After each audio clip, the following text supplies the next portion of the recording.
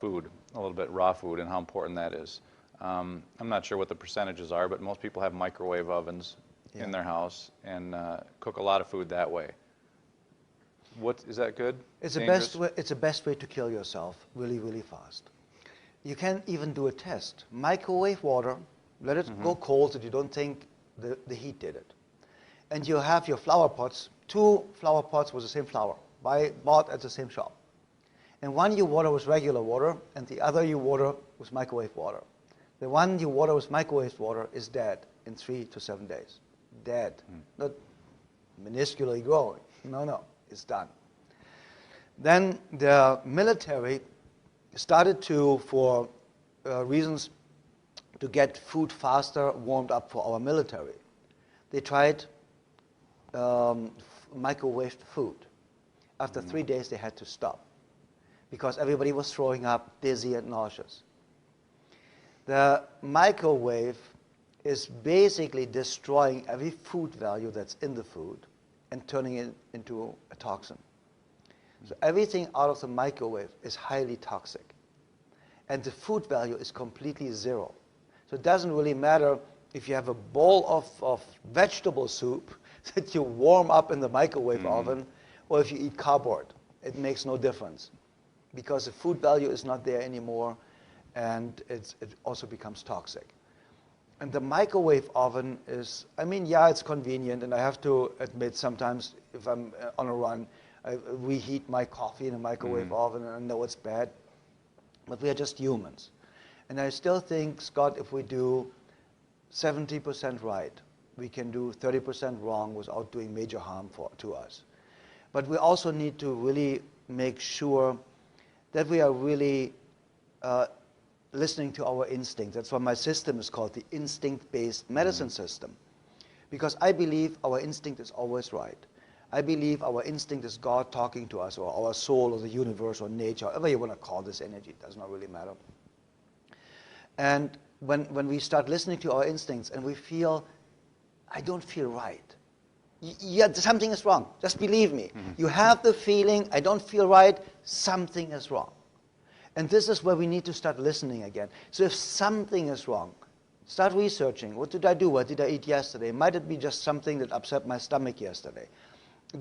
Should I just eat, I don't even know really, in Germany you have Zwieback. It's kind of like, you give it to babies. It's this hard kind of like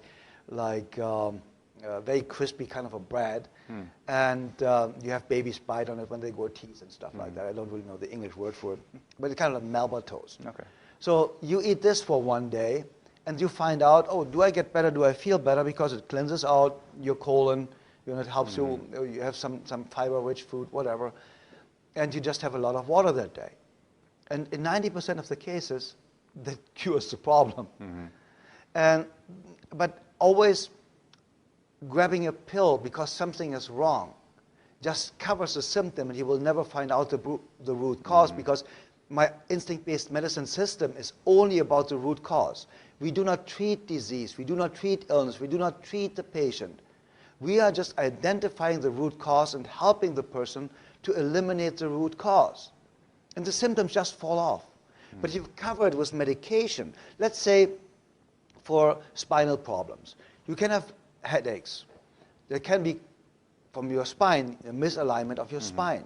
You can have eaten something really bad yesterday, and the toxins that your colon is producing, or digestive tract, giving you the headache. You can have a lot of stress. You can get a headache from that. Your muscles might be tight, and there's no oxygen in your brain. So there are hundreds of possible reasons for you to have a headache. So if you just take a headache pill and the pain goes away, at least you believe it's gone away. It's not really gone away. You just believe it is. It just covers the information flow. It breaks the information flow from your nervous system to your brain, telling you there is pain. That's all it does. It doesn't get rid of the pain. But now you will never really research, where did it come from? What food shouldn't I eat? What food do I eat? Every single time I eat this, I get a stomach ache, or I get a headache, or I get dizzy. We never get there because the medication covers the symptoms. So we think we are cured. It's like people say cancer patients are in remission after treatment. No, they're not. they are dead to 90%, and no body function is there any longer. So the cancer doesn't grow at the moment, and the good stuff doesn't grow at the moment. So there's no healthy cell replacement, but there is, of course, no replacement of or growth of the cancer cells, because the treatment killed the entire body to a point where you barely survive. That's why it says on the chemotherapy side effects, death as a side effect. So many people die because they miss the spot where they kill the patient to a point where they're still staying alive. And the microwave oven actually is one of the tools making us feel full, making us feel we ate, but an hour later we are hungry again because we did not get nutrition. We stuffed our stomach. And now we are creating possibly diabetes, because our pancreas has to produce all these digestive enzymes now for us to be able to digest the dead food, because now there are no living enzymes in the food any longer. Even you have the vegetable soup, you just put into the microwave oven. And that's one of the main reasons also for diabetes. So the microwave oven could be one of the main reasons for diabetes, because we cannot digest what we eat. And I mean, eventually the body gets rid of it, but it's a huge effort for the body to get rid of microwave food. So basically, Scott, the microwave oven is not something we should use.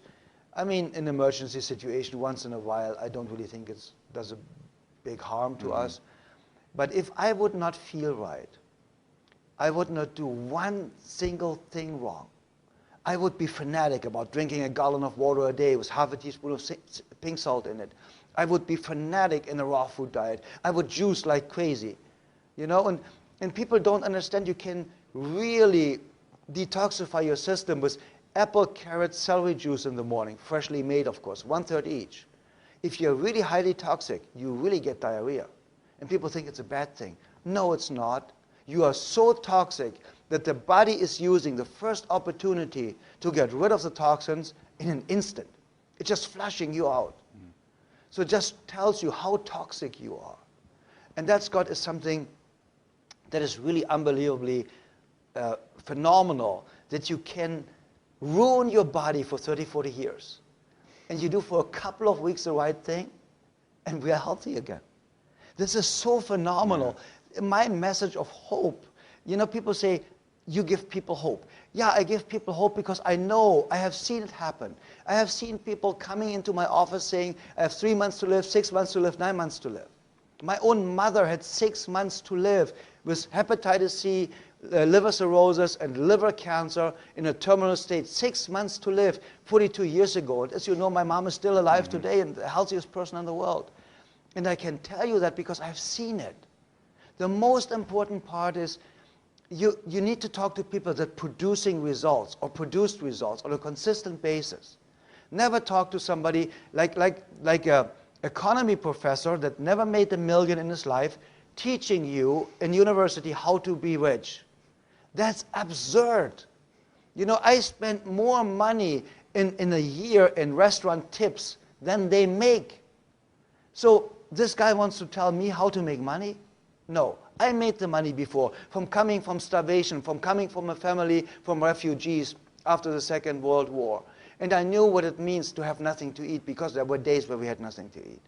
So I made my success, I made my money. I wrote 19 best-selling books. If you want to write a best-selling book, talk to me. I wrote 19 of these. I have worked with over 66,000 patients. If you want to know how to work with patients, ask me.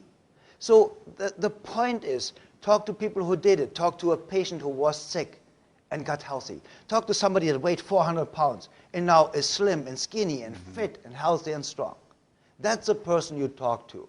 Not a doctor whose lifespan statistically is the shortest of all professions. The doctor has a lifespan, an average of 56 years of age, the highest abuse rate of alcohol, the highest abuse rate of drugs, and the highest rate of suicide. This is a person you want to ask how to be fit, healthy, and strong for the next 140 years? No. You ask somebody who is doing it. You go to somebody that's 100 years old and plays soccer with his great-great-grandchildren, and you say, how in the world did you do that? And that makes a difference. So we need to talk to people